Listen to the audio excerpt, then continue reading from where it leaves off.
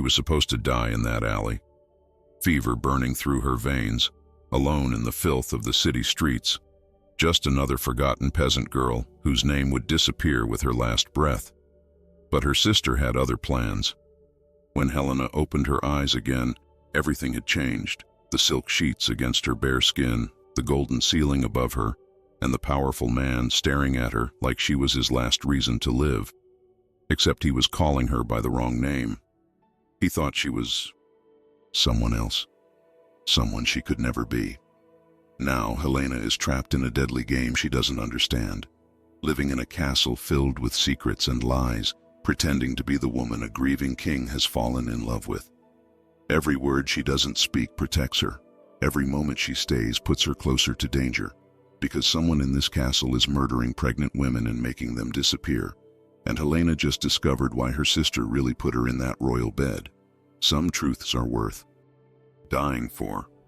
But is she brave enough to expose a conspiracy that reaches the throne itself? Or will she become just another body they throw in the river to silence forever? The cold bit through Helena's skin like tiny blades, but she barely felt it anymore.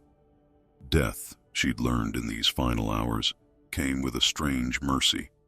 The numbness spread from her fingertips inward, claiming inches of her body like a slow-moving fog.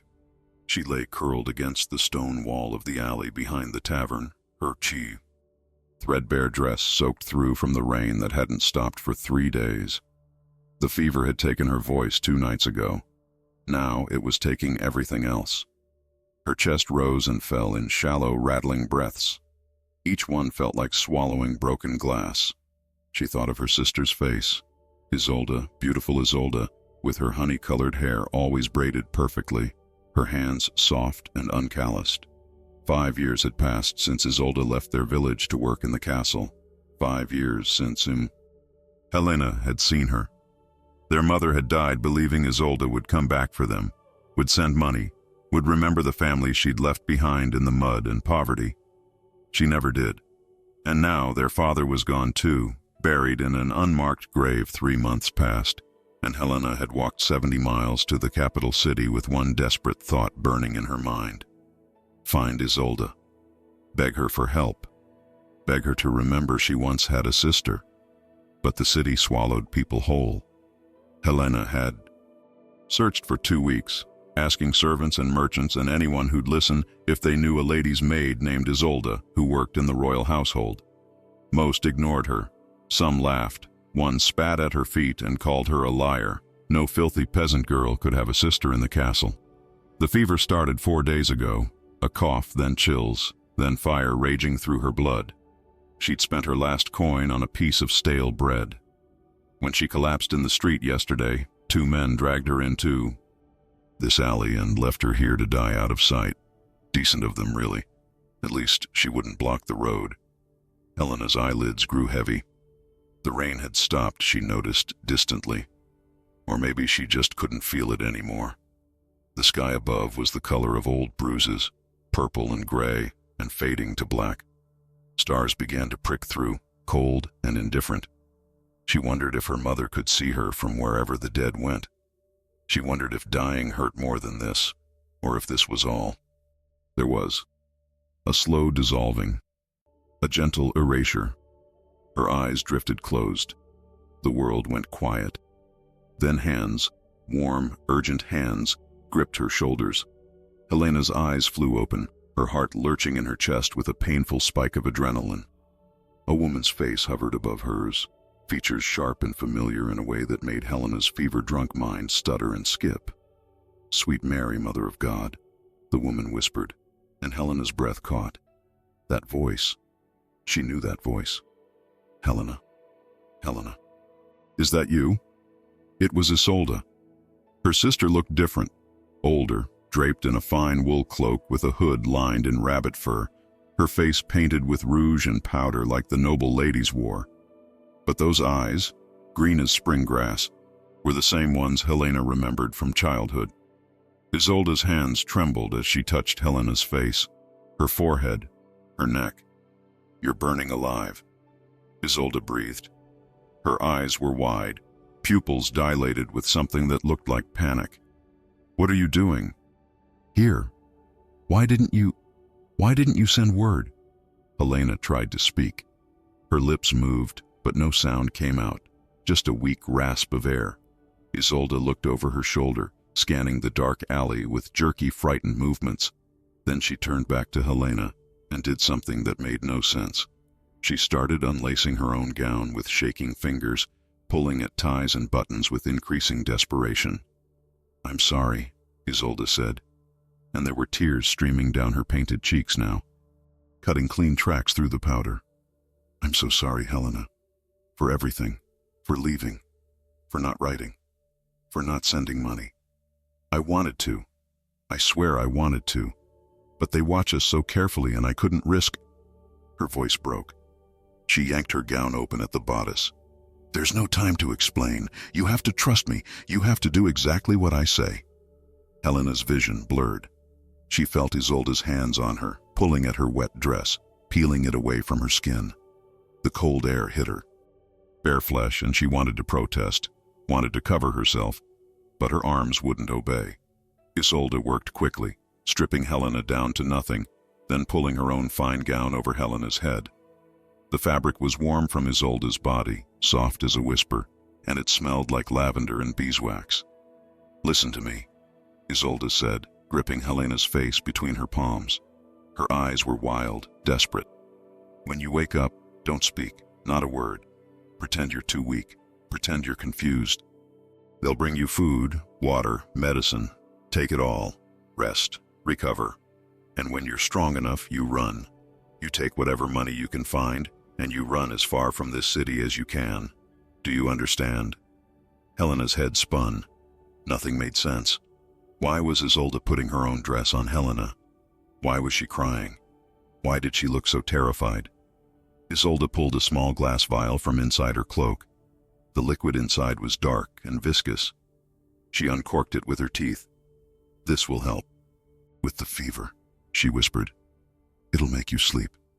When you wake up, everything will be different. Everything. I promise." She tipped the vial against Helena's lips. The liquid tasted bitter and sweet at once, like honey mixed with iron. Helena swallowed reflexively, coughing. Warmth spread through her chest almost immediately, drowning out the fire of the fever. Her vision started to tunnel. "I love you," Isolde said, and her voice sounded far away now, like she was speaking from the bottom of a well. "I've always loved you. This is the only way I can save you. The only way." Helena felt herself being lifted. Strong arms, not Isolde's, carried her. Male voices murmured nearby, urgent and low. She tried to open her eyes, but they wouldn't obey. The world rocked and swayed beneath her. Then softness, overwhelming softness, silk against her bare skin, warmth wrapping around her like a cocoon, the scent of sandalwood and smoke. She sank into darkness, and the darkness was gentle. When Helena's eyes opened again, she didn't know where she was. The ceiling above her was painted with gold leaf and azure blue, depicting angels with serene faces and perfect wings. Sunlight streamed through windows tall as three men standing on each other's shoulders, filtered through glass so clear it seemed like pure light given form.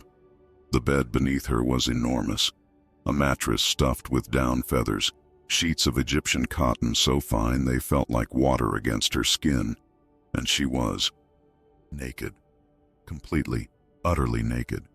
Helena sat up with a gasp, clutching the silk sheet to her chest. Her heart hammered against her ribs. The fever was gone. Her head felt clear, her body weak but no longer burning. She looked down at herself. Her skin was clean. Someone had bathed her. Her hair, usually matted with dirt and grease, smelled like rose water.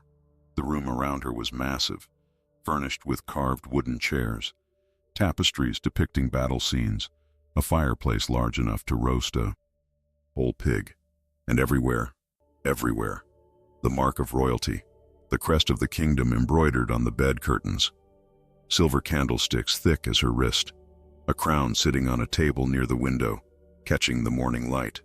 A crown. Terror seized Helena's throat. She tried to breathe and couldn't. Where was she?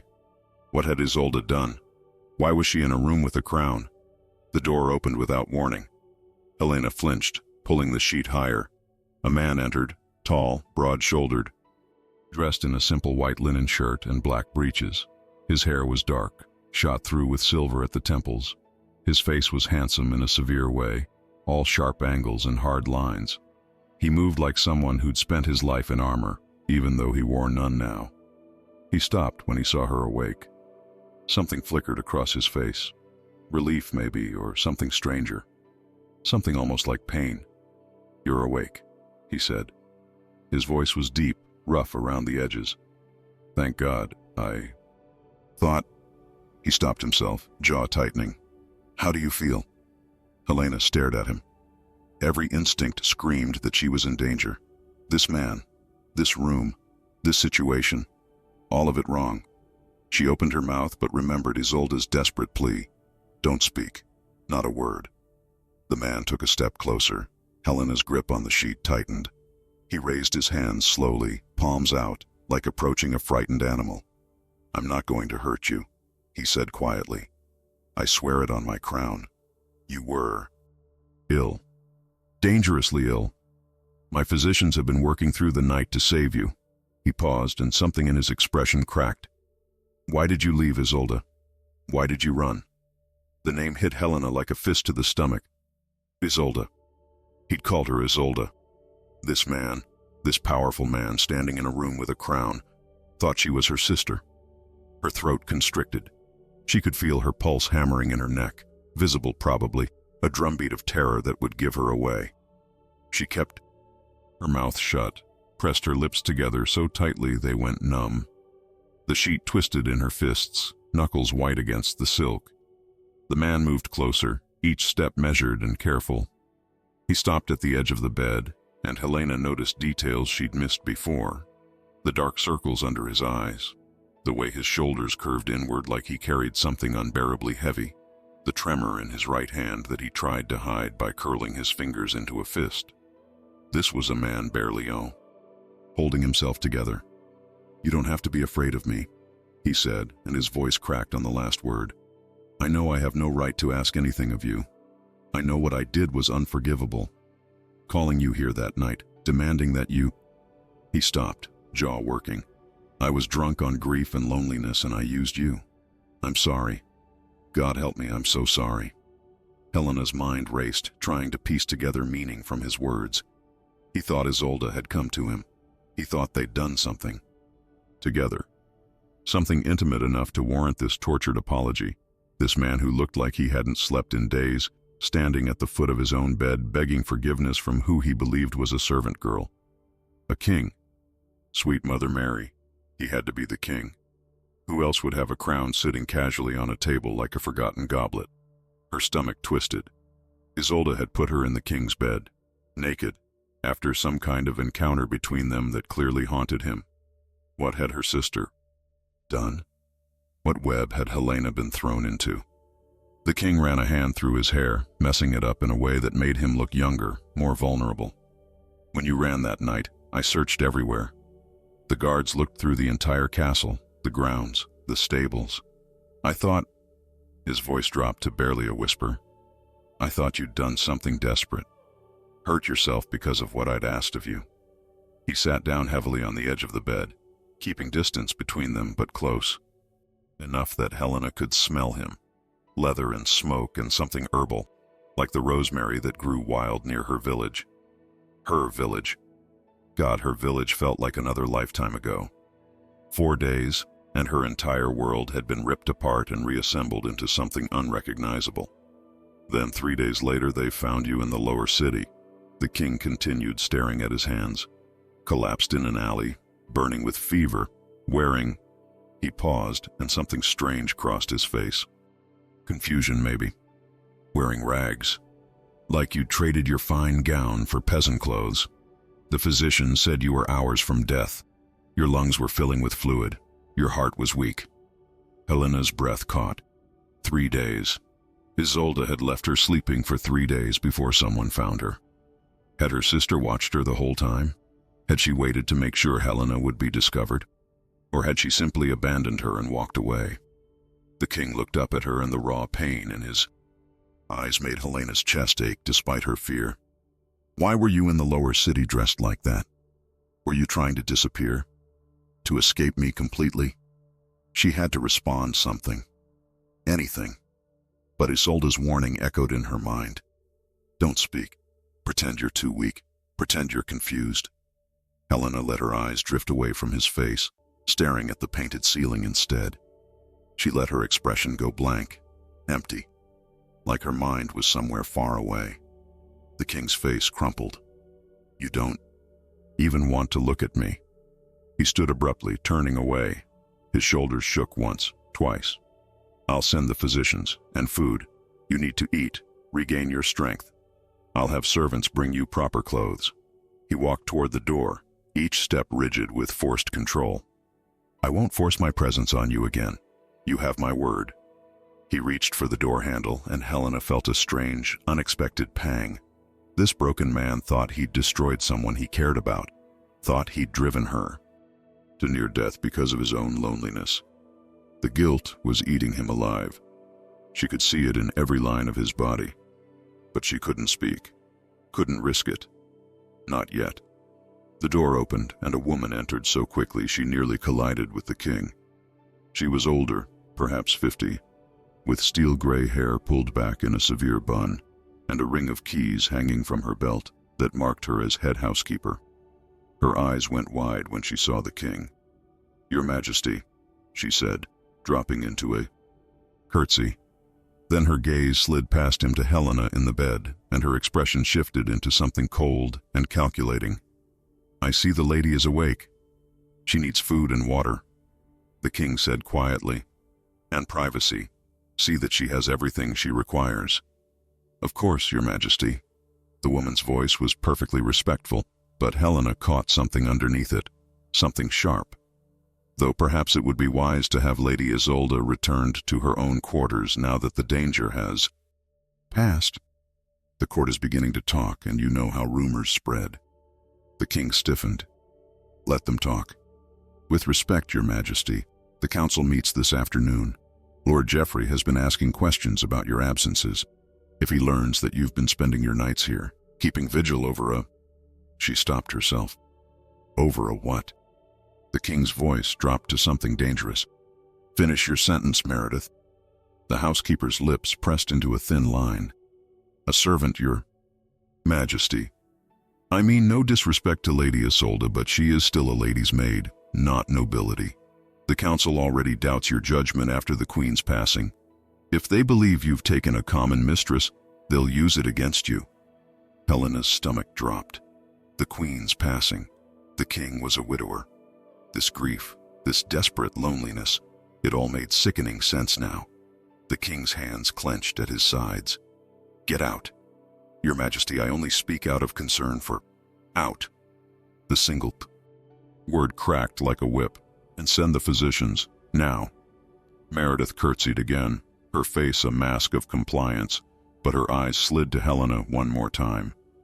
There was hatred there, pure and cold. Helena's blood ran ice cold. This woman was dangerous. This woman would be watching for any slip, any mistake. The housekeeper left, closing the door with exaggerated care. The king stood frozen, breathing hard. Then he turned back to Helena, and his expression had shifted into something almost pleading. I'll protect you, he said quietly. From the council, from the rumors, from all of it. You just need to recover, get strong again, and then we'll figure out what comes next. He paused at the door. I never asked your permission for any of this. I know that. I stole something from you that night. Your choice, your dignity.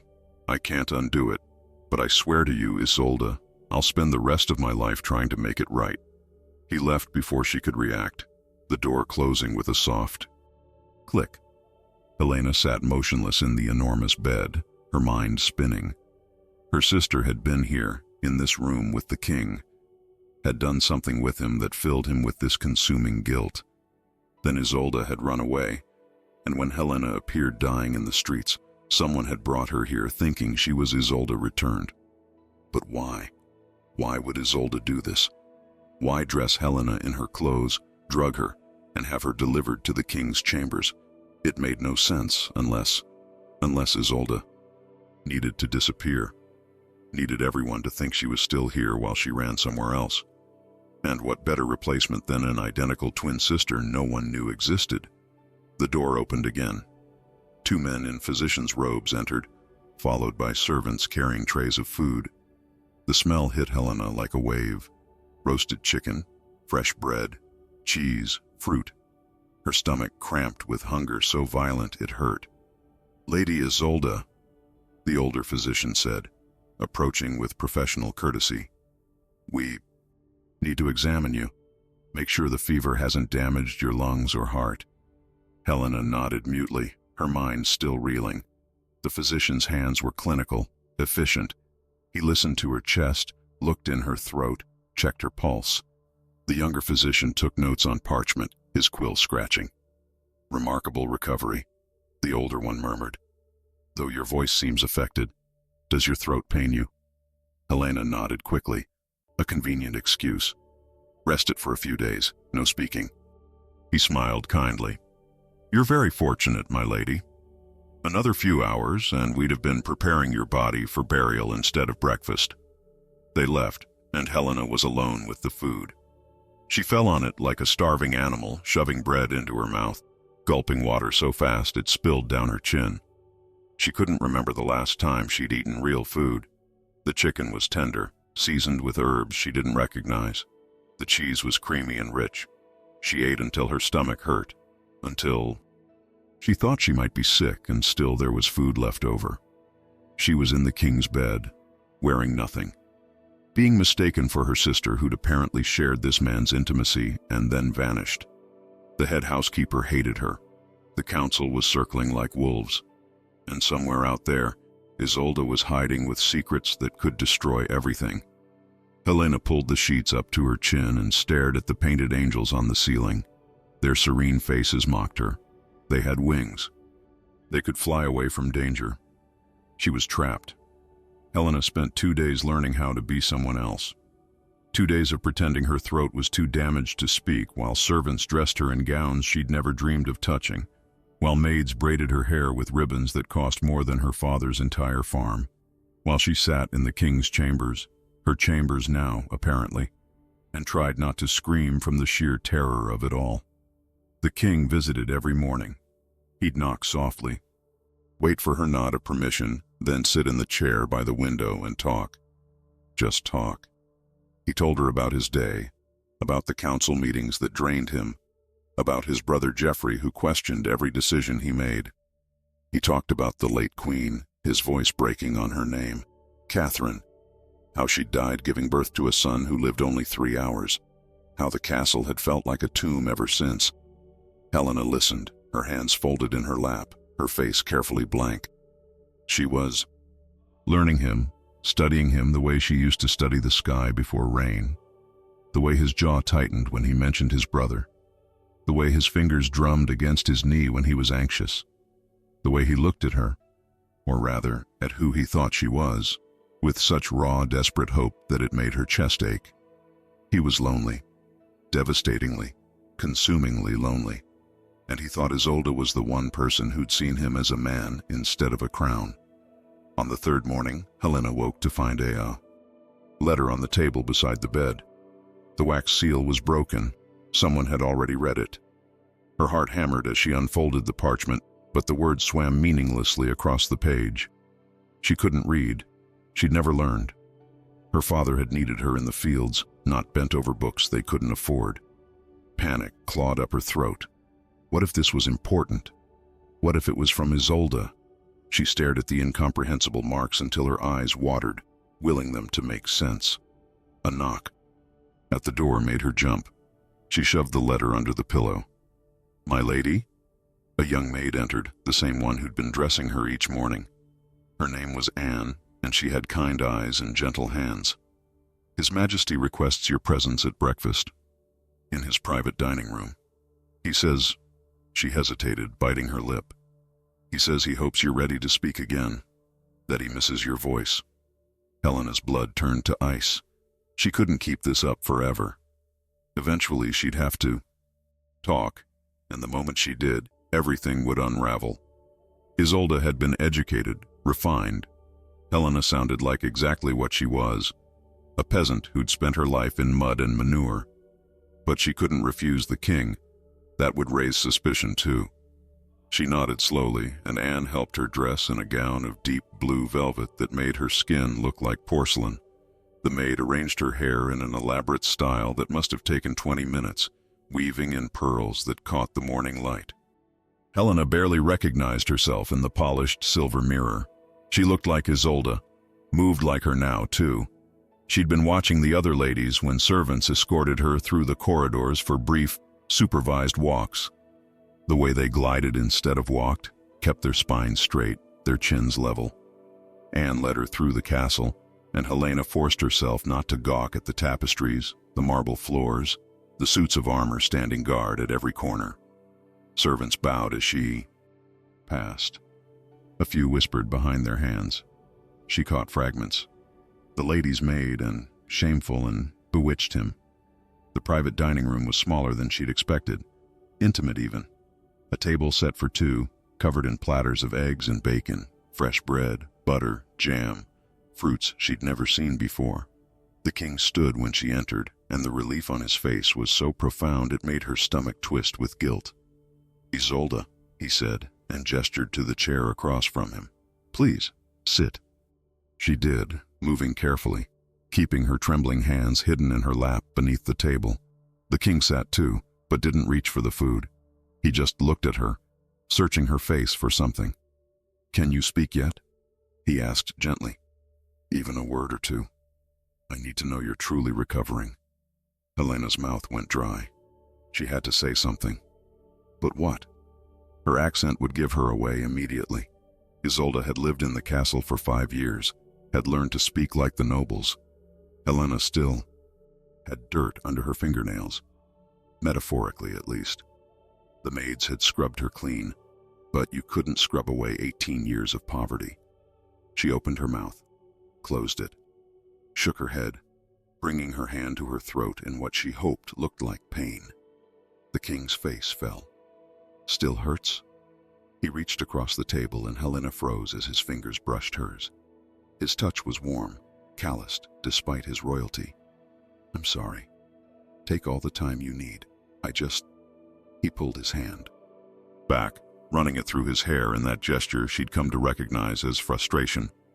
"I need to know you're still in there, that I haven't lost you completely." The door burst open without warning. A man strode in, tall and broad-shouldered like the king but with harder eyes, a cruel set to his mouth. He wore rich clothes, a doublet of crimson velvet, gold chains across his chest. Power radiated off him like heat. "Brother," the king said, and his voice went cold as winter stone. "I don't recall inviting you to breakfast." "No, you've been too busy playing nursemaid to your little pet." The man's eyes slid to Helena, raking over her with undisguised contempt. "Tell me, is it true? Have you really installed your mistress in the royal chambers, the same rooms where Catherine died?" The king shot to his feet, chair scraping violently against stone. "Get out, Geoffrey." "The council is talking, Edward." Geoffrey ignored the command, circling the table like a predator. "They're saying you've lost your mind with grief, that you're unfit to rule, that you're disgracing Catherine's memory by bedding a servant girl in her sheets." Edward. The king's name was Edward. Helena filed it away, another piece of information to guard. "My personal affairs are none of the council's concern," Edward said, his voice dangerously quiet. "They are when those affairs threaten the stability of the kingdom." Geoffrey stopped directly beside Helena's chair. She could smell wine on his breath even though it was barely past dawn.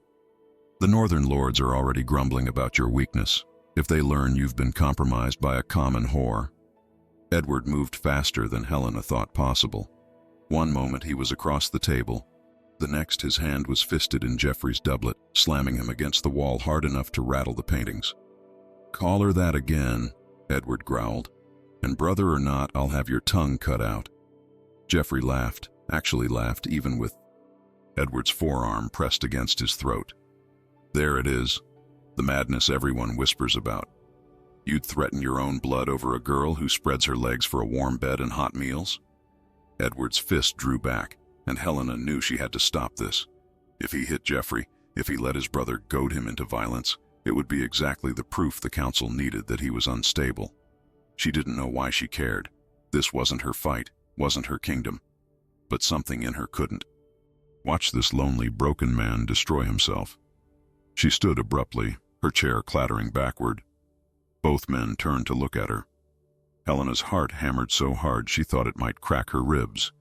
She walked around the table, each step feeling like walking through deep water, and placed her hand on Edward's arm. The muscles beneath her fingers were iron tense, coiled for violence. She squeezed gently and Edward's eyes met hers. She shook her head slowly.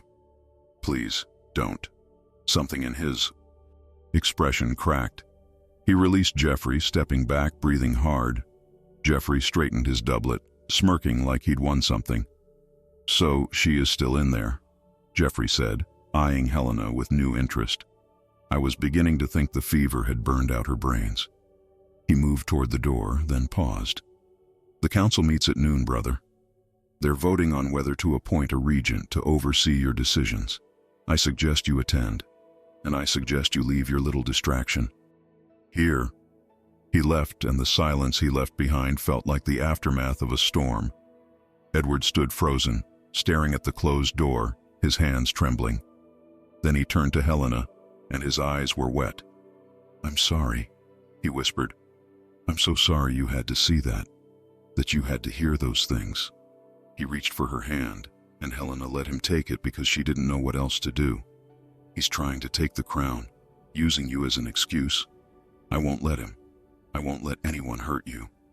Helena wanted to tell him he didn't know her at all, that he was protecting a ghost while the real Isolde was God knew where doing God knew what.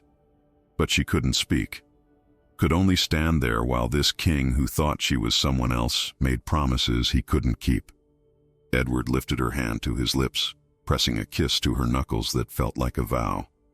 "I'll go to the council meeting. I'll handle Jeffrey.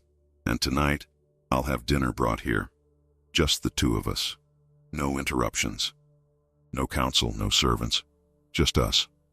His thumb traced circles on the back of her hand. "Maybe by then you'll trust me enough to speak again." He left, and Helena sank into her chair, her legs giving out. Her hand still tingled where he'd kissed it. The breakfast sat untouched on the table, cooling, but she couldn't eat. Couldn't think. Couldn't breathe. She reached under the pillow and pulled out the letter she'd hidden there, stared at the meaningless symbols. Somewhere in this castle, there had to be someone who could read it to her without asking questions. Somewhere in this web of lies and politics and danger, there had to be answers. Because Helena was beginning to realize something terrifying. Isolde hadn't just disappeared. She'd left Helena here deliberately, dropped her into the middle of a power struggle that could get her killed. And the only question that mattered now was why. Helena waited until Anne left the room before she moved. The young maid had cleared the untouched breakfast, chattering nervously about how Lord Geoffrey was known for his cruelty, how everyone in the castle feared him, how Lady Isolde should be careful. Helena had nodded along, her mind racing with a single desperate thought. She needed to find out what was in that letter. She pulled it from under the pillow, studying the broken wax seal. Someone had read this before placing it by her bedside. Someone wanted her to see it. But who? And why? Her fingers traced the elegant script, and frustration burned hot in her chest. 5 years Isolde had spent in this castle, learning to read and write, while Helena broke her back in the fields. 5 years of silence while their mother wasted away asking when her educated daughter would come home. A soft knock interrupted her thoughts. Helena shoved the letter into the pocket of her gown just as the door cracked open. Anne poked her head in, eyes wide with urgency. "My lady, forgive me, but there's someone asking for you. Says she's an old friend." Anne's voice dropped to a whisper. "It's one of the laundry maids. Meredith told her to go away, but she's insisting. Says it's urgent, about your family." Helena's heart stopped. Family. Could it be Isolde? Had her sister finally come to explain this nightmare? She nodded quickly, gesturing for Anne to bring the woman in. But the person who entered wasn't Isolde. She was older, perhaps 30, with work-roughened hands and tired eyes. Her dress marked her as servant class, plain, brown wool worn thin at the elbows. She curtsied awkwardly, and when she looked up, Helena saw fear etched into every line of her face. "Lady Isolde," the woman said, her voice barely audible. "Forgive the intrusion. My name is Margaret. I worked with you in the Queen's chambers before you were promoted to lady's maid." She glanced at Anne, who was hovering by the door. "Might we speak privately?" Anne looked uncertain, but Helena nodded her away.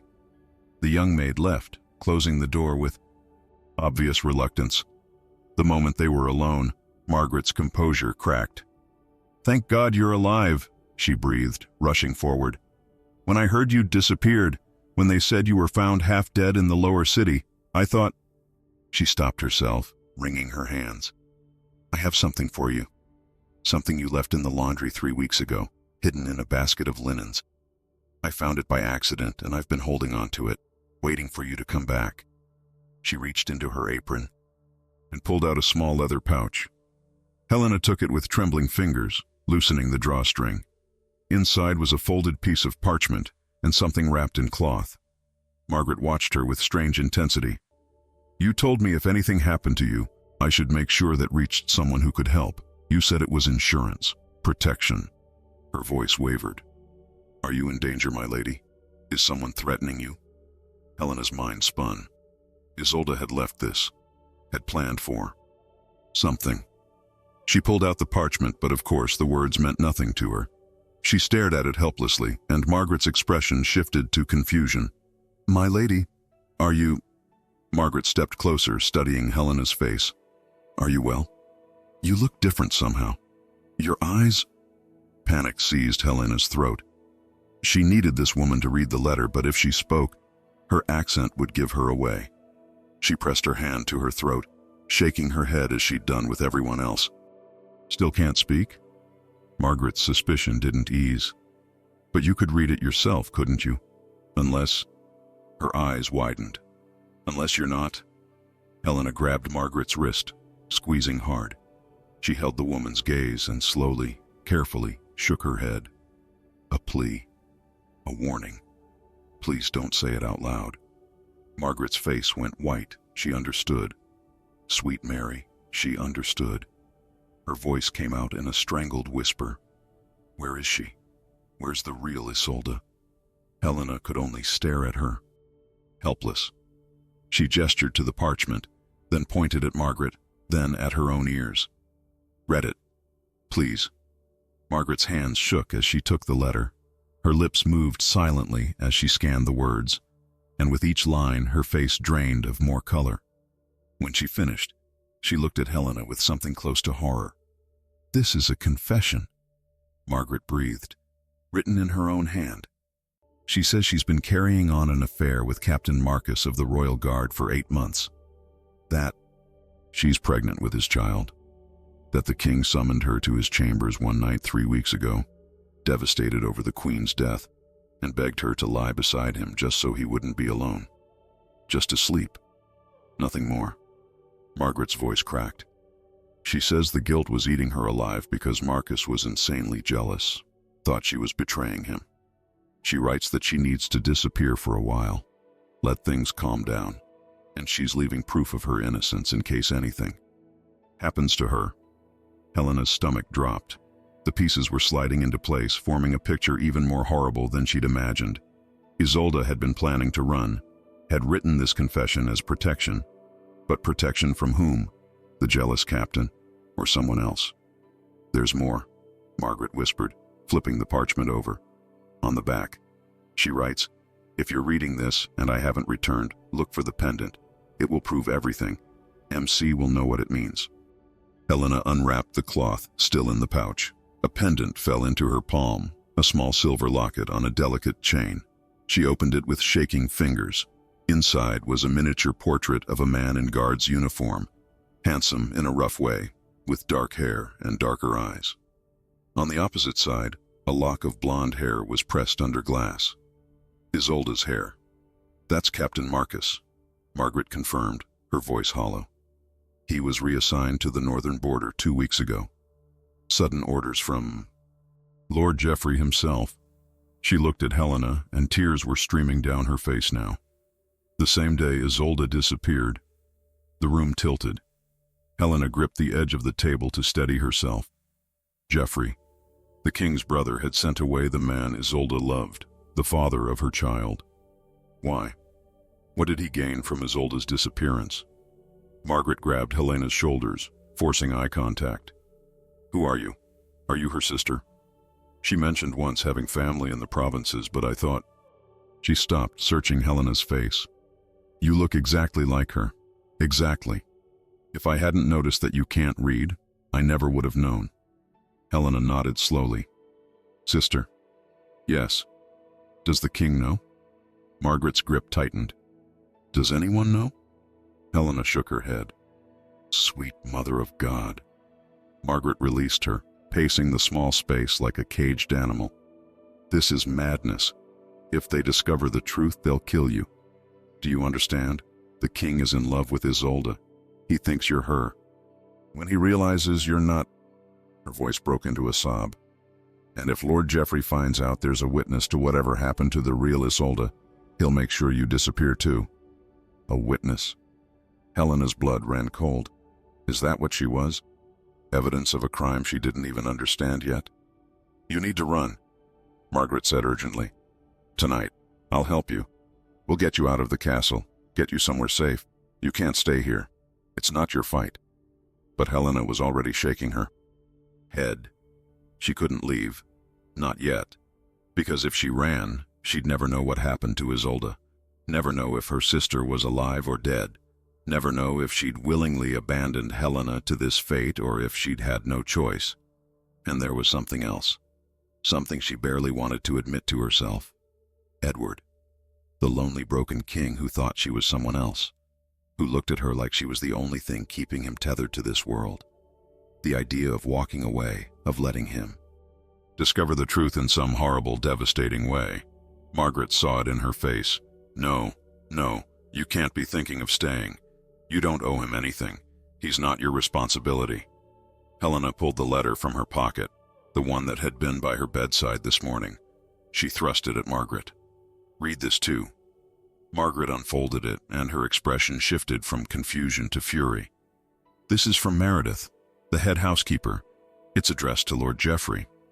She read aloud, her voice shaking. My lord, the girl continues her deception successfully. The king suspects nothing. She has not spoken, which works in our favor. Continue to be patient. Once the council votes to appoint you as regent, we can dispose of her quietly. The king will believe she abandoned him again, and his grief will make him pliable to your influence. Everything proceeds as planned. The words hung in the air like poison. Helena's hands clenched into fists. They'd known. Meredith and Geoffrey had known. From the beginning that she wasn't Isolde. They were using her. Using the king's feelings to manipulate him into surrendering power. They're playing him, Margaret whispered, horror written across her face. Using his love for your sister to destroy him. She looked at Helena. But why leave this where you'd find it? Why reveal their plan? Helena's mind raced. Then it clicked. The broken seal. Someone else had read this letter first. Someone had intercepted Meredith's message to Geoffrey and left it for Helena to find. Someone was trying to warn her. But who? And could she trust them? A commotion erupted in the hallway, shouting, running footsteps. The door burst open and Anne stumbled in, her face pale as death. My lady, she gasped. They found a body, in the river. A woman, blonde hair, fine clothes. Her voice cracked. They're saying it's one of the castle servants who went missing weeks ago. They're saying... She couldn't finish. Margaret's hand flew to her mouth. Helena felt the world narrow to a pinpoint. Blonde hair, fine clothes. Missing for weeks. They're bringing her to the castle now. Anne continued, tears streaming down her face. The king has ordered everyone to the Great Hall to identify her.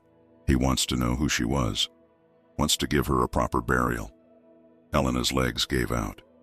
She sank into the chair, the pendant still clutched in her fist. If that body was Isolde, if her sister was truly dead, then Helena wasn't just pretending to be someone else anymore. She was replacing a ghost. And everyone in this castle, the king, Geoffrey, Meredith, all of them, had blood on their hands. The great hall was packed with bodies, servants, guards, courtiers, all pressed together in uneasy silence. The air smelled of unwashed wool and fear sweat, thick enough to choke on. Helena stood near the back, with Margaret gripping her elbow, both of them hidden in the crush of servants who'd been summoned to witness the identification. At the front of the hall, on a wooden table draped in black cloth, lay the body. Helena couldn't see it from where she stood, but she could see the reactions of those who could. Women crossing themselves, men turning away with hands over their mouths. Whatever the river had done to the corpse, it wasn't merciful. Edward stood beside the table, his face carved from stone. Geoffrey was next to him, playing the concerned brother, one hand on Edward's shoulder in a gesture that looked sympathetic but felt predatory. Meredith hovered nearby, her keys jangling as she twisted them nervously. "Bring forward anyone who can identify her." Edward's voice rang out, hollow and commanding. "She deserves a name, deserves to be mourned." An older woman shuffled forward, one of the kitchen staff, by her grease-stained apron. She looked at the body and immediately shook her head, backing away. "Not anyone I know, Your Majesty. Sorry." 3 more servants came forward. Each one looked and retreated, faces twisted with relief that it wasn't someone they loved. Helena's heart hammered against her ribs so hard she thought everyone could hear it. Margaret's fingers dug into her arm like claws. "What if it's her?" Margaret breathed in Helena's ear, barely audible. "What do you do?" Helena didn't know. Couldn't think past the roaring in her skull. If that was Isolde's body on that table, bloated and ruined by the river, then her sister was truly gone. Murdered, probably.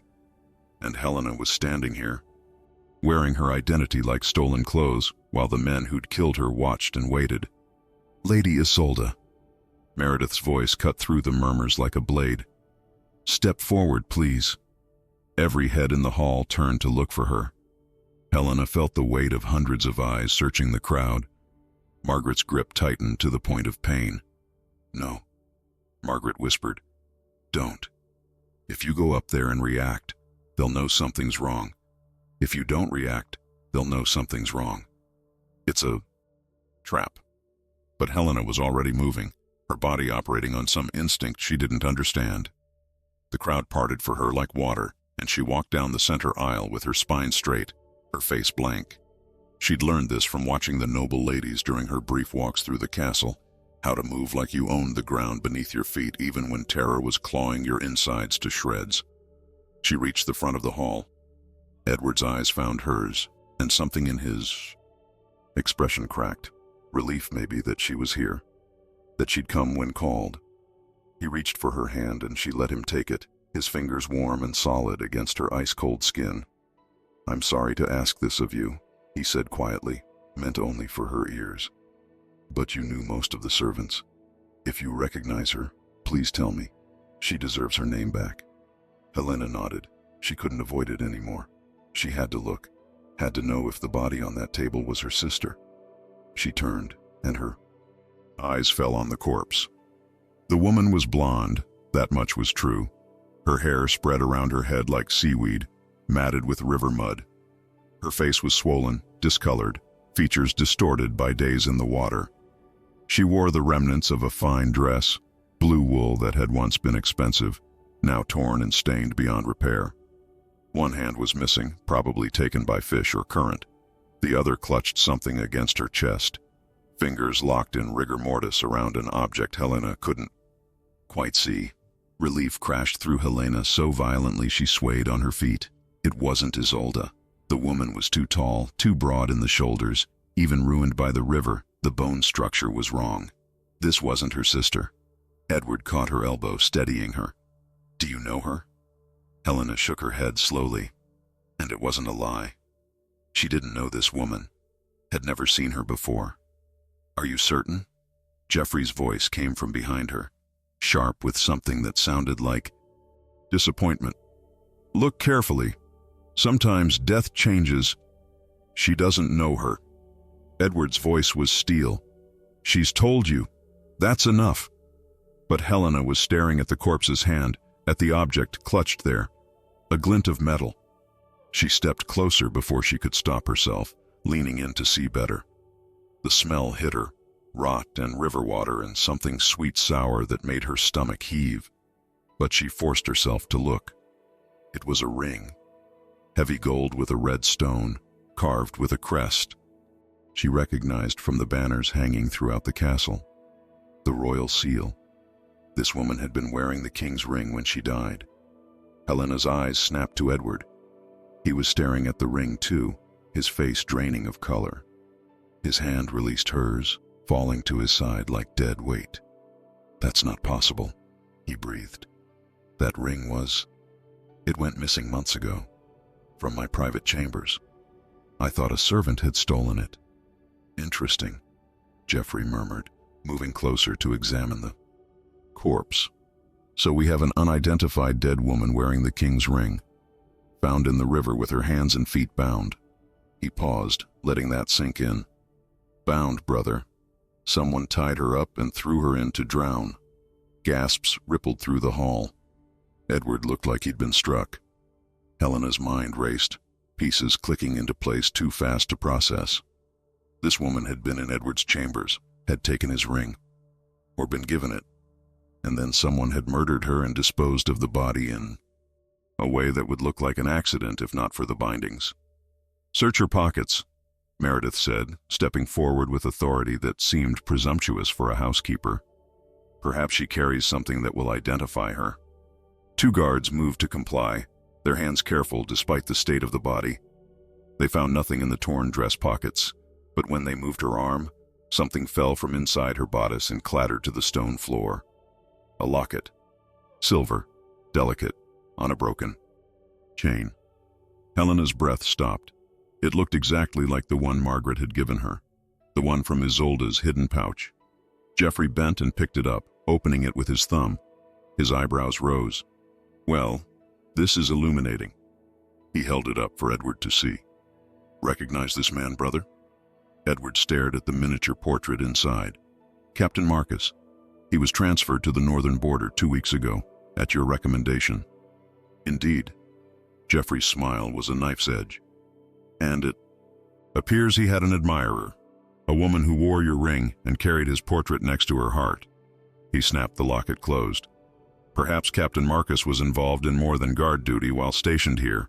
Perhaps he had reasons to silence someone who knew too much about his indiscretions."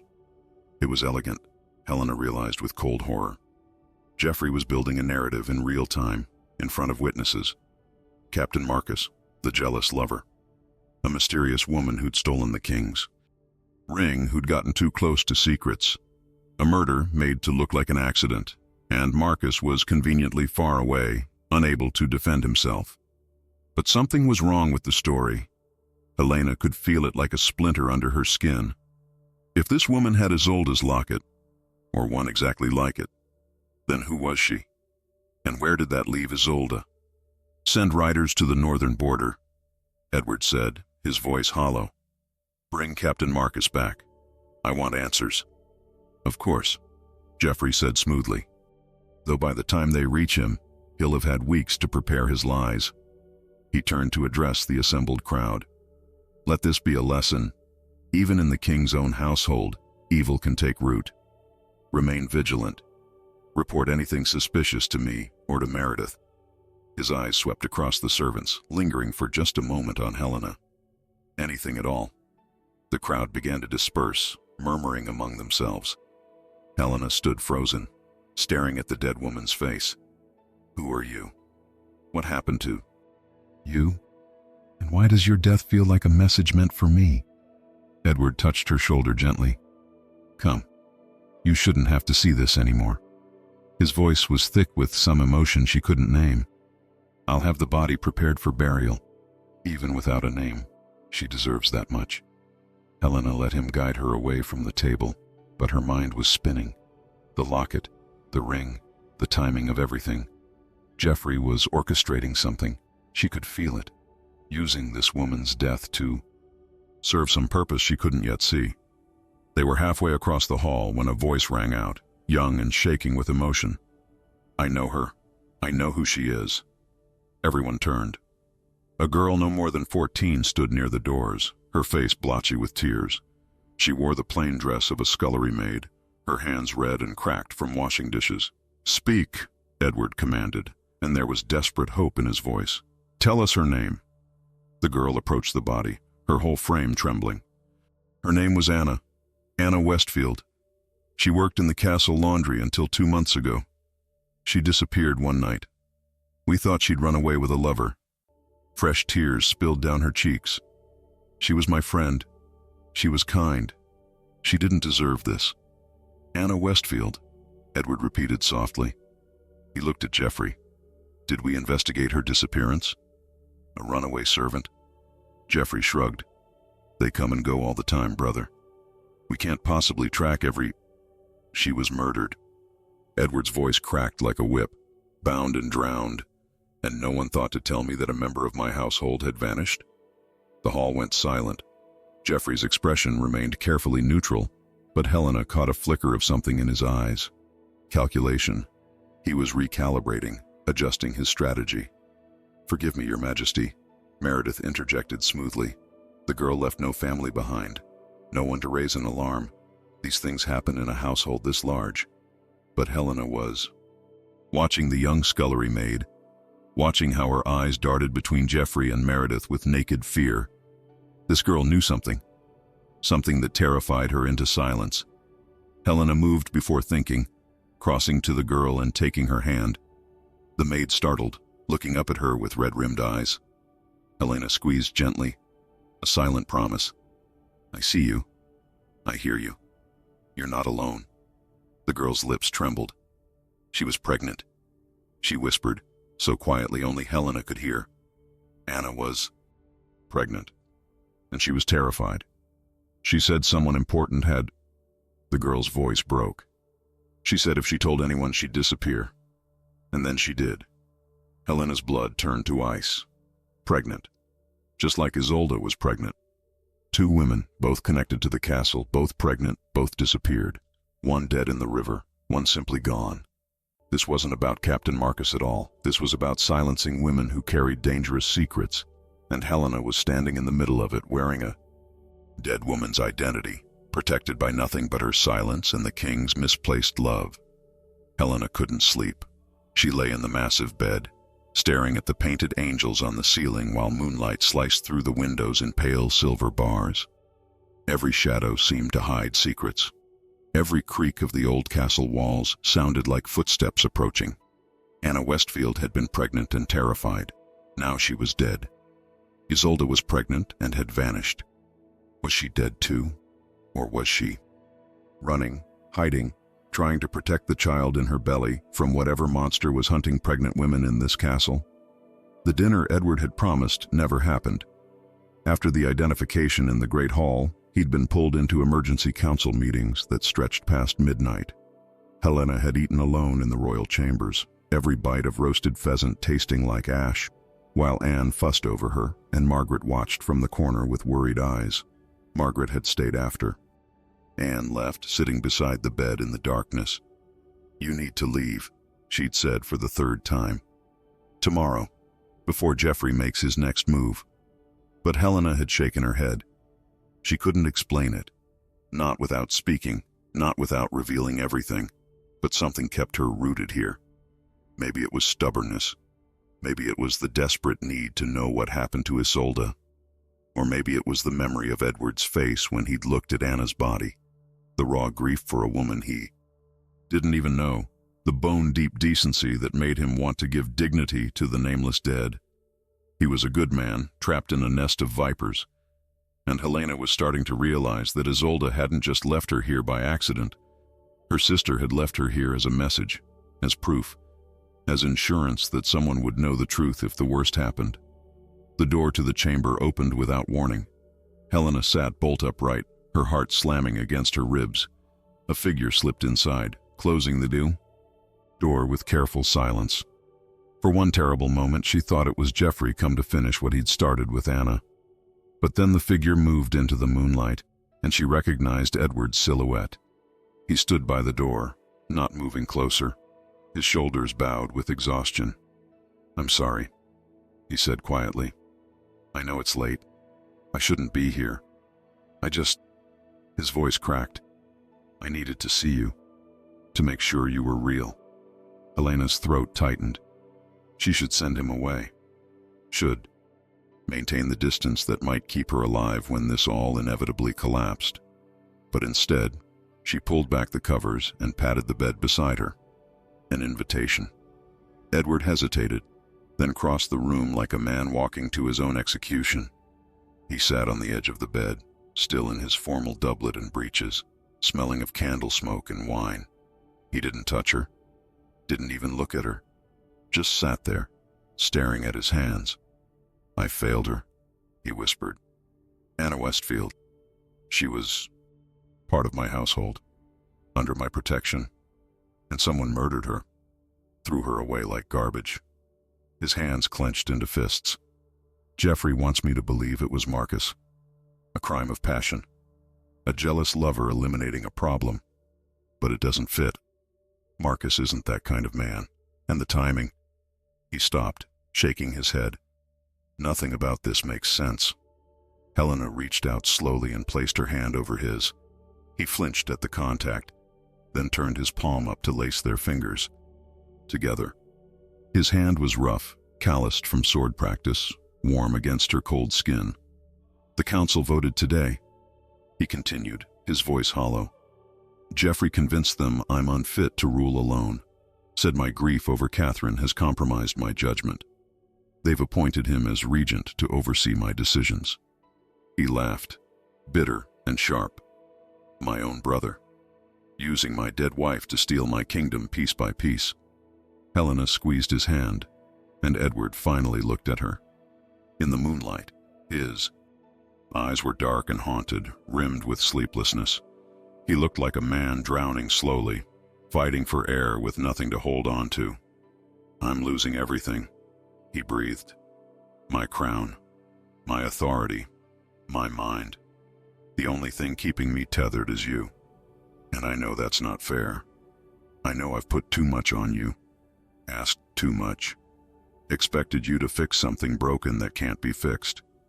His free hand came up to cup her cheek, thumb brushing across her cheekbone with devastating gentleness.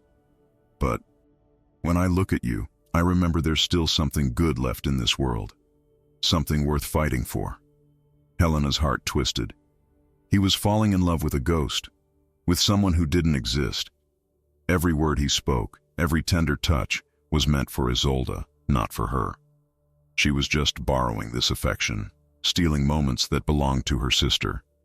She should tell him the truth. Right now. Break the illusion before it shattered on its own and destroyed them both. But when she opened her mouth, what came out wasn't a confession. It was a sound she'd been holding back for days. A sob, raw and broken, dragged up from somewhere deep. And then, she was crying. Really crying. Tears streaming hot down her face as her shoulders shook with the weight of everything she'd been carrying. Edward's arms came around her immediately, pulling her against his chest. "I'm sorry," he murmured into her hair. "God, I'm so sorry. I'm being selfish, pouring all my burdens onto you when you're still recovering, when you've been through hell." His hand stroked down her back in soothing circles. "You don't have to carry my pain too. You don't have to fix me." But Helena couldn't stop crying. For Anna, dead in the river. For Isolde, missing and possibly murdered. For their mother who died believing her daughters didn't love her. For their father buried in an unmarked grave. For the fever that had almost killed her. For this impossible situation that kept tightening around her like a noose. And for Edward, who was so desperate for connection that he'd wrapped all his hope around a woman who wasn't even real. She cried until she had nothing left, until her throat was raw and her eyes burned and her chest ached from the force of it. Edward held her through all of it, never once pulling away, his own tears soaking into her hair. Two broken people clinging to each other in the dark, trying to pretend they could save one another. When the tears finally subsided, Helena found herself lying against his chest, his heartbeat steady under her ear. He'd shifted them both down onto the bed, still fully clothed, wrapped around each other like children afraid of the dark. His hand continued its gentle path up and down her spine, and Helena felt something dangerous unfurling in her chest. Something that felt too much like safety, like home. "Will you speak to me?" Edward whispered into the silence. "Please, just one word. I need to hear your voice. I need to know you're still here, still fighting." Helena's breath caught. She couldn't. The moment she spoke, he'd hear the peasant accent, the rough edges Isolde had spent 5 years polishing away. He'd know immediately that something was wrong. But his arms tightened around her, and she felt the tremor running through his body, the desperation, the fear that he was already losing her, that she'd slip away again into whatever darkness had swallowed her before. "Please," he breathed against her hair. "Just my name. Say my name so I know you remember it, so I know I'm not alone in this." Helena closed her eyes. She thought of Isolde, wherever she was, thought of the choice her sister had made, to save Helena's life by trading places, to run toward some uncertain future while leaving Helena to face the consequences. It hadn't been fair, hadn't been right, but it had been an act of love, twisted and desperate as it was. And maybe Helena owed her sister something. Maybe she owed Edward something too. This man, who'd saved her from dying in the streets even if he didn't know it, who'd kept her fed and safe and protected even when his whole world was crumbling. She opened her mouth, and her voice came out rusty from disuse, rough around the edges but clear. One word. Just one. Edward. His whole body went rigid. He pulled back just enough to see her face, his eyes wide with shock and something else. Recognition. Not the recognition she feared, but something deeper, like he'd been waiting years to hear. His name spoken exactly that way. "Your voice," he breathed. "It sounds different. You sound—" He stopped, searching her face. "Did the fever change it? You sound younger somehow, softer." Helena's heart hammered. This was it, the moment where everything fell apart. But Edward's hand came up to cradle her face again, and his expression held only wonder. "I don't care," he said fiercely. "You're here. You're speaking. That's all that matters." He leaned forward and pressed his forehead against hers, breathing her in. "Stay with me. Please don't disappear again. I can't lose you too." Helena knew she should pull away, should create distance before this went any further. But instead she heard herself whisper, "I'm scared." It was the truth. The most honest thing she'd said since waking up in this bed. Edward's arms tightened around her. "I know. So am I." He pulled back enough to look at her. "But we'll figure this out together. Whatever Jeffrey is planning, whatever danger you're sensing, I'll protect you. I swear it on everything I have left." A knock at the door shattered the moment. They both froze, still tangled together. The knock came again, urgent and sharp. "Your Majesty." Meredith's voice, cold and clipped through the wood. "Forgive the intrusion, but there's been a development. Captain Marcus has sent a message from the northern border. He claims he has information about the murdered girl. Says he'll only speak to you directly." Edward cursed under his breath. He pressed one more kiss to Helena's forehead, lingering like he was memorizing the feel of her, then forced himself to stand. "I have to go, but I'll be back before dawn." He adjusted his doublet, running fingers through his disheveled hair. "Lock the door behind me. Don't open it for anyone but Anne or Margaret. Promise me." Helena nodded, and he seemed to take strength from that simple gesture. He crossed to the door, then paused with his hand on the latch.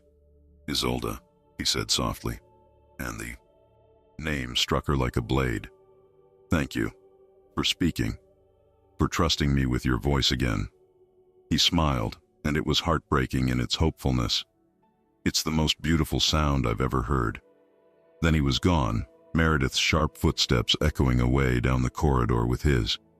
Helena sat in the empty bed, her hand pressed to her mouth where his name still lingered on her lips. She'd spoken, broken her one protection, and Edward hadn't recognized the deception because he was hearing what he wanted to hear, seeing what he wanted to see. But Meredith had been outside that door, had heard everything, and now she knew that Isolde could speak again, could answer questions, could be interrogated. The trap was closing and Helena had just walked right into it. Helena didn't lock the door. Instead, she waited in the darkness, counting her heartbeats, listening to the castle settle into its midnight silence. She knew Meredith would come back, knew the housekeeper wouldn't waste the opportunity now that Isolde could speak again. She was right. 20 minutes after Edward left, the door creaked open. No knock this time. Just the slow, deliberate intrusion of someone who believed they had every right to enter. Meredith stepped inside carrying a single candle that cast writhing shadows across her severe face. She closed the door behind her with a soft click that sounded too much like a cell locking. "So," Meredith said, her voice dripping with false sweetness, "your voice has returned. How convenient. Just in time for His Majesty to hear exactly what he needed to hear." She set the candle on the bedside table and sat in the chair Edward had occupied earlier, arranging her skirts with deliberate precision. "You're cleverer than I gave you credit for." Helena said nothing. Her hands gripped the bedsheets, knuckles white. "Oh, don't play mute with me now, girl." Meredith's smile was a knife edge. "I heard you speak. Heard you call him by his name with that breathy little voice. Very touching. I'm sure he was moved." She leaned forward. "But I wonder, does he know who you really are yet? Or are you still pretending to be someone you're not?" Helena's blood turned to ice, but she forced her expression to remain neutral, confused. "I don't understand what you mean." "Don't you?" Meredith's eyes glittered in the candlelight. "Let me spell it out then. Isolde had a sister, twin sister actually, poor little thing from the provinces. I know because Isolde mentioned her once, years ago, before she learned to keep her mouth shut about her common origins." She tilted her head, studying Helena like a specimen pinned to a board. "Isolde was educated, refined, spent 5 years learning to speak like nobility, to read Latin and French, to play the lute. Tell me, can you read, girl? Can you play an instrument? Or did you grow up breaking your back in the fields while your sister learned to pour wine for queens?" Helena's throat constricted. She couldn't breathe, couldn't think past the roaring in her ears. "I thought so." Meredith sat back, satisfied. "I've known since the moment I saw you in the king's bed. Isolde had a small scar on her left hand from a kitchen accident 2 years ago. You don't have it. She wrote with her right hand but favored her left for everything else. You're right-handed through and through. And your eyes—" She laughed softly. "Isolde's eyes were hard, calculating, ambitious. Yours are terrified, desperate. You look like a rabbit caught in a snare. Why haven't you told the king?" Helena's voice came out hoarse, barely above a whisper. "Because you're useful." Meredith's smile widened. "Lord Geoffrey and I have been working for months to push Edward towards surrender. The council needed to see him as weak, unstable, ruled by emotion rather than reason. And what better proof than a king so consumed by grief and loneliness that he'd install his mistress in the queen's chambers?" She gestured around the room. "Your presence here has been invaluable. Every day you stay, every moment Edward spends doting on you, his authority crumbles a little more." Helena felt sick. "You're using him, using his feelings to destroy him. We're saving the kingdom." Meredith's voice turned sharp. "Edward is a good man. I'll grant you that. Kind, decent, honorable to a fault. But good men make terrible kings, especially in times like these. The northern lords are already talking rebellion. The treasury is depleted from Catherine's funeral costs and medical bills. We need someone strong, ruthless, someone who will make the hard choices Edward won't." She paused. "Geoffrey will be that man, and when the transition is complete, Edward will thank us for lifting the burden from his shoulders." "You're insane." The words escaped before Helena could stop them. "You think he'll just surrender? Let his brother take everything? He will when you break his heart." Meredith leaned forward again, and her expression held dark satisfaction. "Tomorrow morning, you're going to tell Edward the truth. You're going to explain that you're not Isolde, that his beloved lady's maid used you, abandoned him, ran away to be with her lover. You're going to watch his face crumble as he realizes everything he felt, everything he believed, was built on a lie." Her voice dropped to a whisper. "And when he's destroyed, hollowed out, with nothing left to fight for, that's when Jeffrey will step in. We'll take control. We'll give Edward the mercy of retirement to some quiet estate where he can live out his days in peace. And if I refuse?" Helena's hands trembled. "If I tell him what you're planning, then I'll tell him myself, and I'll add that you've been working with Jeffrey from the beginning, that you seduced him deliberately to weaken his position, that everything, your illness, your silence, your convenient recovery, was orchestrated to manipulate him." Meredith's smile was poison.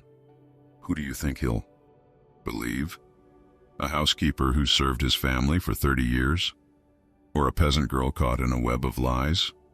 Helena's mind raced, searching for escape routes that didn't exist. "What happened to Isolde? What did you do to her?" Something flickered across Meredith's face. Not quite guilt, but close. "I did nothing to her. She ran, made the choice herself." She stood, smoothing her skirts. "Isolde was smarter than you. She saw which way the wind was blowing and got out before the storm hit. Left. You here to take her place, knowing full well what would happen." She moved toward the door. "You have until dawn. Tell Edward the truth and break him gently, and I'll make sure you're given safe passage out of the capital with enough coin to start over. Refuse, and I'll destroy you both." She left, taking the candle with her. The room plunged into darkness, so complete Helena couldn't see her own hands. She sat frozen, her mind spinning with impossible choices. If she told Edward the truth, she'd break him, confirm every fear he had about being unworthy, unlovable, a fool destroyed by his own desperate need for connection. And Jeffrey would take the crown while Edward shattered into pieces. If she didn't tell him, Meredith would. And the betrayal would be even worse because Helena had waited, had lied by omission, had let him fall deeper into love with someone who didn't exist. There was no way out. No choice that didn't end in devastation. Unless Helena's breath caught. There was one option Meredith hadn't considered. One path forward that the housekeeper's calculating mind had missed because it required something Meredith couldn't comprehend. The truth. Not the selective truth Meredith demanded, but all of it. Everything. Anna's murder, the conspiracy, Jeffrey's manipulation, Meredith's threats. The whole rotting core of it exposed to light. But that meant trusting Edward completely. Trusting that when he learned Helena wasn't Isolde, when he discovered the deception, he'd be able to see past the betrayal to the bigger picture, that he'd fight back instead of surrendering. It was a gamble, a desperate, terrifying gamble. The door burst open again, and this time it was Margaret, her face white with panic. "You need to leave. Right now. I just overheard the guards talking. Captain Marcus isn't coming back from the northern border. He's dead, found in his quarters with his throat cut. They're calling it suicide." Helena's stomach dropped. "That's impossible." Edward said he sent a message. There was no message. Margaret crossed the room, grabbing Helena's arm. "Don't you see? It's all falling apart. Jeffrey is tying up loose ends. Marcus is dead. Anna is dead. And you're next because you're the only one left who knows Isolde existed, who can connect all the pieces." She pulled Helena to her feet. "We have to go now, through the servant passages. I can get you out of the castle before—" "No." Helena's voice was steady despite the fear, coursing through her veins. "I'm not running." "Are you mad? They'll kill you." "Maybe." Helena pulled free from Margaret's grip. "Or maybe I'm the only thing standing between Edward and complete destruction. If I run, Jeffrey wins, takes the crown, and probably has Edward killed within a year to eliminate the threat of him reclaiming power. If I stay, she took a shaking breath. If I stay, I have a chance to fight back, to expose all of it. By telling the king the truth? Margaret's laugh, was edged with hysteria. He'll never believe you. You've been lying to him for days. Then I'll make him believe. Helena moved to the wardrobe, pulling out the simplest dress she could find. Help me change. I'm going to the council chambers, going to tell everyone everything before Meredith can twist the narrative. She looked at Margaret and something fierce burned in her chest. Your friend Anna deserved better. Isolde deserves better. Edward deserves better. And I'm done letting monsters make choices for good people. Margaret stared at her like she'd grown a second head. Then slowly, she nodded. You sound like her, like Isolde. She had that same stubborn courage, that same stupid refusal to back down. She started unlacing Helena's nightgown. If we're doing this, we do it right. You walk in there looking like a queen, not a servant. You make them listen. They worked quickly, dressing Helena in the deep blue gown she'd worn to breakfast with Edward, the one that made her look regal despite her terror. Margaret braided her hair in a crown around her head, weaving in the pearl pins that caught the dawn light starting to filter through the windows. One more thing, Margaret said, and pulled out the locket from her apron. Wear this. Proof that Isolde existed, that she left evidence behind. Helena fastened the locket around her neck, the metal cold against her skin. Then she straightened her spine, lifted her chin, and walked toward the door. Helena. Margaret's voice stopped her. If this goes wrong, it won't. Helena forced confidence she didn't feel into her voice. It can't. There's nowhere left to run anyway. She opened the door and stepped into the corridor. Dawn was breaking, painting the castle in shades of gold and amber. Somewhere in the distance, bells rang for morning prayers. Servants were beginning their daily routines, carrying water and firewood, their whispered conversations falling silent as Helena passed. She walked toward the council chambers with her heart hammering and her hands steady. Toward Edward, toward the truth, toward whatever ending was waiting for her. Behind her, Margaret followed at a distance, a silent witness. And somewhere in the walls, Helena swore she could feel Isolde watching, hoping, praying that her sister was strong enough to finish what she'd started. The council chamber doors loomed ahead, massive oak carved with scenes of ancient kings. Guards flanked them, hands on sword hilts. They saw her approach and moved to block her path. Lady Isolde, one said, his voice formal but not unkind. The council is in private session. No one is permitted. Tell them Helena of no name demands an audience, she said clearly, pitching her voice to Carrie. Tell them the king's supposed mistress wishes to confess her crimes before God and the council. Tell them a murdered girl deserves justice. And tell them that Lord Geoffrey's treason ends today. The guards exchanged glances. One disappeared. Inside, Helena waited, chin high, while her world balanced on a knife's edge. The door opened. Edward stood there, his face confused and hopeful and terrified all at once. Behind him, she could see Geoffrey rising from his seat, Meredith's shocked face, the assembled council members turning to stare. Isolde, Edward breathed. What are you? My name is Helena, she said, loud enough for everyone to hear. And I have a story to tell you about murder, conspiracy, and the sister you thought you knew. The silence in the council chamber was absolute. 12 men sat frozen around the massive oak table, their faces ranging from shock to fury to carefully blank calculation. Geoffrey remained standing, his hand resting on the back of his chair, knuckles white. Meredith had gone pale as bone, her lips pressed into a bloodless line. And Edward looked like he'd been struck. His eyes searched Helena's face, looking for the lie, looking for any sign that this was some kind of mistake. But she held his gaze, steady despite the terror clawing at her insides. My name is Helena, she repeated, her voice stronger now. I am the twin sister of Isolde, the woman you knew as your lady's maid. I grew up in the provinces while she came to serve in this castle 5 years ago. 3 weeks ago, I was dying of fever in an alley in the lower city.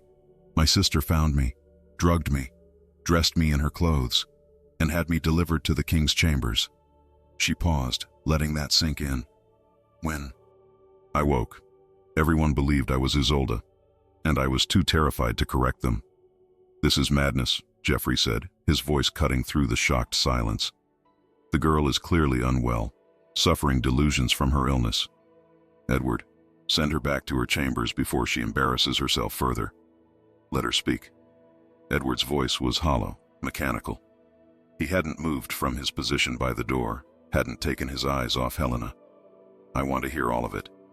Helena's hands trembled, but she forced herself to continue.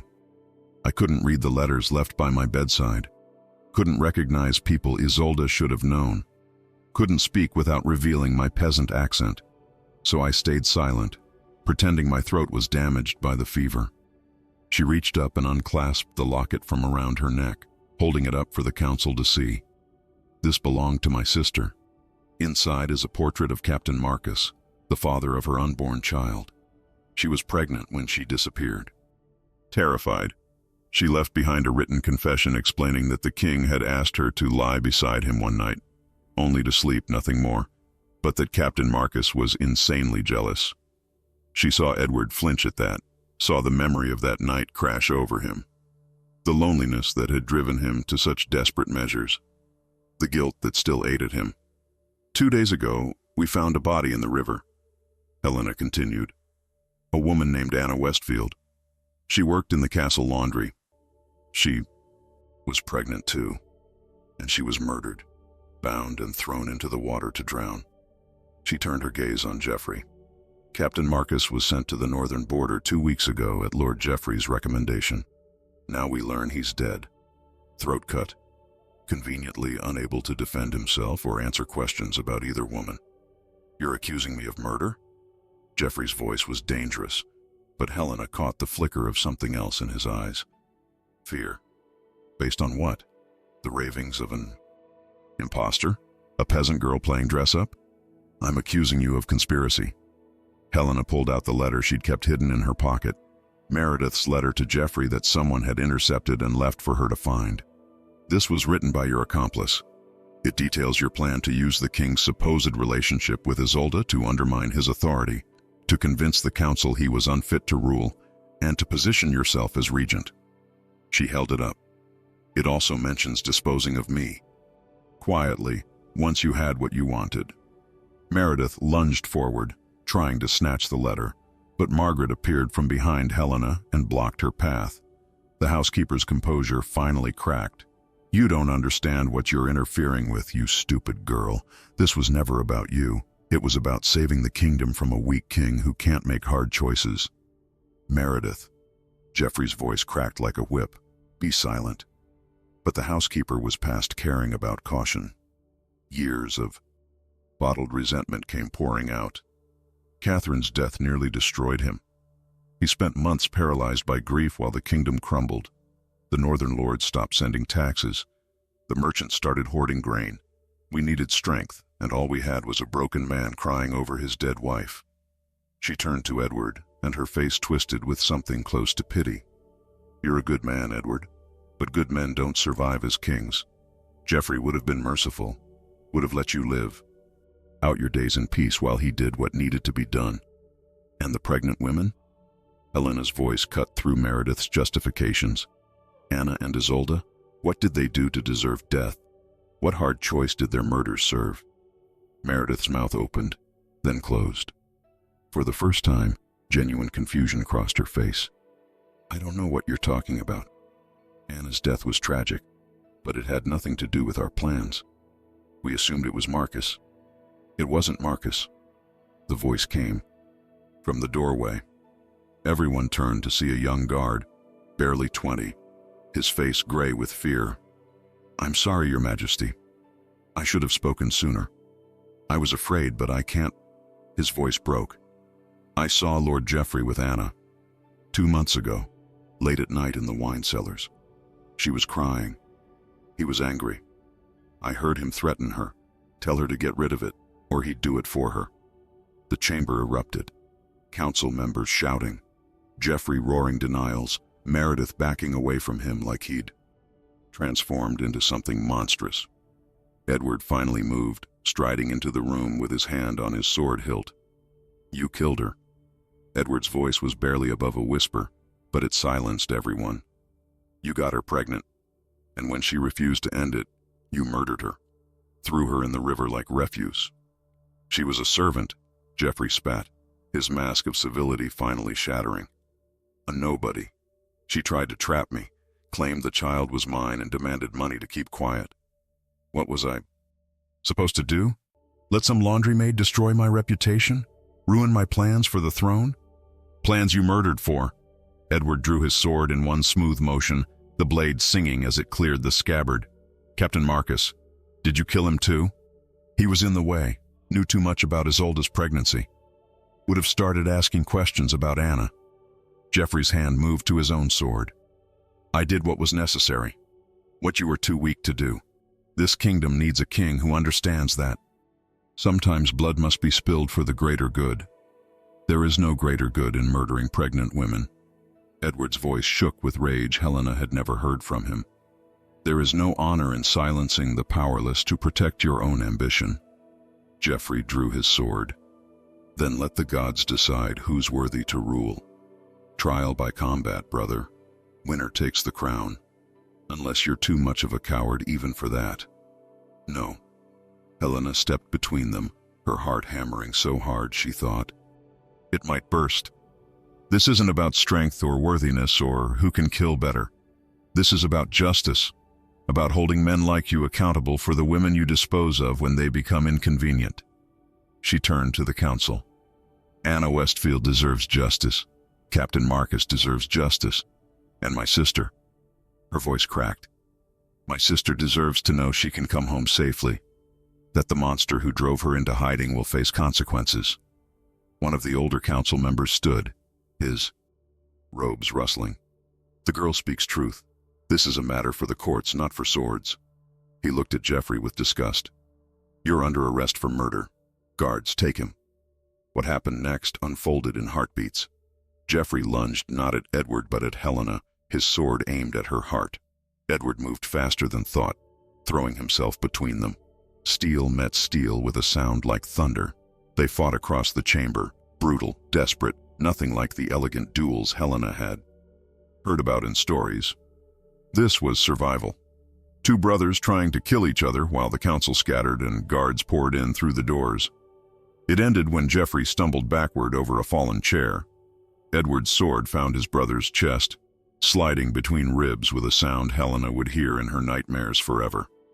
Jeffrey gasped, blood bubbling at his lips, and looked at Edward with something almost like pride. Finally, he whispered. Finally, you made the hard choice. He died there on the council chamber floor, and Edward stood over him with blood on his sword and horror on his face. Helena ran to him, catching his arm as his knees started to buckle. He looked at her, really looked at her, and she saw him seeing her for the first time. Not Isolde, not the woman he'd imagined. Just Helena, terrified, brave, real. I'm sorry, she whispered. I'm so sorry for lying, for pretending, for letting you believe. You saved my life. His hand came up to cup her face, and his touch was gentle despite the violence still echoing in the room.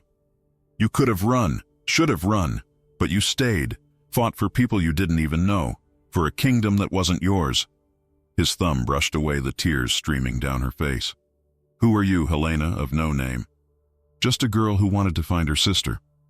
Her voice broke on the words. Just someone who was too stubborn to let evil win.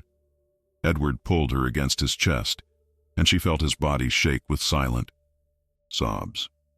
For his brother, for the women Jeffrey had killed, for the innocents they'd all lost in this blood-soaked chamber. Helena held him while the guards dealt with Jeffrey's body, while Meredith was led away in chains, while the council tried to process what had just unfolded. 3 days later, riders returned from the northern provinces. They brought with them a woman with honey-colored hair and a swollen belly. travel-worn and terrified, but alive. Isolde had been hiding in a monastery, protected by sympathetic nuns who'd believed her story about fleeing an abusive relationship. The sisters met in the castle gardens, and for a long moment, they just stared at each other. Then Isolde started crying, and Helena found herself crying too, and they collapsed into each other's arms the way they had as children, before life had torn them apart. "I'm so sorry," Isolde sobbed. "I was desperate. I thought if they found me dead, if they thought the problem was solved, you'd be safe. I never meant for you to be trapped here, to have to face Jeffrey and Meredith alone." "I know." Helena held her sister tight, breathing in the familiar scent of her. "I know. And you're safe now. We both are." Edward gave Isolde a cottage on the castle grounds and a position in the royal household that didn't require her to serve anyone. He paid for physicians to care for her pregnancy, gave her everything she needed to raise her child in safety and dignity. Captain Marcus had a proper burial. With full honors, his name cleared of all false accusations.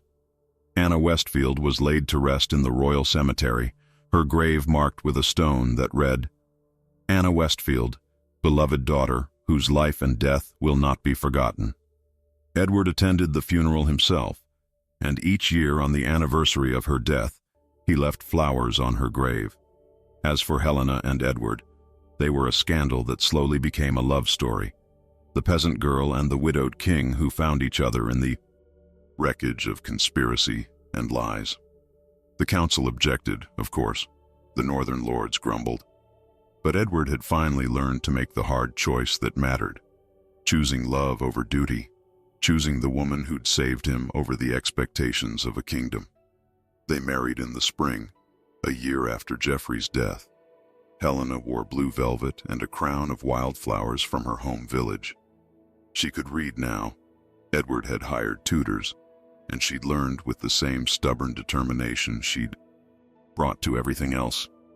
She'd never be graceful or refined the way Isolde was, would always speak with traces of her peasant accent, would always feel more comfortable in simple dresses than royal gowns. But when Edward looked at her, she saw something Jeffrey would never have understood. Not desire for perfection, but love for everything she was. Broken edges, rough voice, fierce heart, and all. On their wedding night, as they lay tangled together in the same bed where this whole impossible story had begun, Edward whispered against her hair, "Tell me your real name again. Your full name." "Helena." She smiled in the darkness. "Just Helena. I never had anything more than that. You do now." He kissed her forehead, her nose, her lips. "Helena, queen of everything that matters, savior of kings, defender of the forgotten. The most beautiful sound I've ever heard." And in the cottage across the gardens, Isolde rocked her newborn daughter and told her the story of her brave aunt who'd refused to let monsters win, who'd proven that sometimes the greatest strength came not from wielding swords, but from standing up and telling the truth when everyone else wanted silence. The kingdom learned that lesson slowly, but they learned. And the names of Anna Westfield, Marcus the captain, and the two sisters who'd survived when they should have died became the foundation of something new, something better, something worth fighting for. Helena's story reminds us that courage isn't about having power. It's about choosing to stand up when you have every reason to run. She could have disappeared into the night, saved herself, let the kingdom burn while she escaped to safety. But she stayed, not for a crown or glory, but because somewhere along the way, she realized that silence protects monsters, and truth is the only weapon the powerless truly have. Sometimes the hardest choice isn't between right and wrong. It's between surviving and doing what's right, even when survival seems impossible. What would you have done in her place? Would you have risked everything to expose a conspiracy that could get you killed? Would you have told the king the truth, knowing it might destroy him? Or would the fear have been too much? The weight of other people's lives too heavy to carry? These are the questions that define us, not in castles or courts, but in the small moments when we choose between our own safety and someone else's justice. Helena chose justice, and in doing so, she proved that you don't need royal blood to change a kingdom. You just need the courage to refuse to look away when everyone else does. If this story moved you, if Helena's courage inspired you or made you think differently about what it means to be brave, please like this video and share it with someone who needs to hear it. Subscribe to our channel for more stories that will make you feel, make you think, and remind you that even in the darkest moments, one person's choice to stand up can change everything. Thank you for listening. Until next time.